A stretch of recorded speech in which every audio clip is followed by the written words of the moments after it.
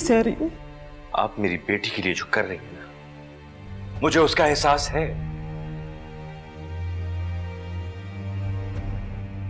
लेकिन मम्मी, इसका हरगिज़ ये मतलब नहीं है कि आप मेरी बीवी के साथ दुश्मनों वाला सलूक करें।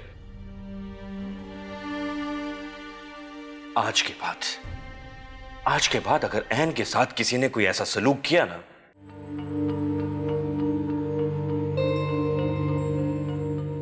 तो मैं ये बर्दाश्त नहीं करूंगा। हाँ, चाहे वो कितनी पागल क्यों ना हो। पागल नहीं है वो, नहीं है वो पागल। उसकी तबीयत ठीक नहीं है,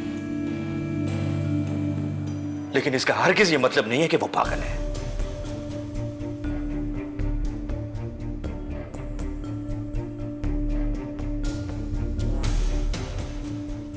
बीमार है वो,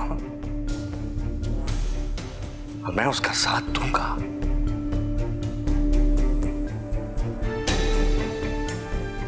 हमेशा हमेशा हर हाल में उसका साथ दूंगा, क्योंकि वो पागल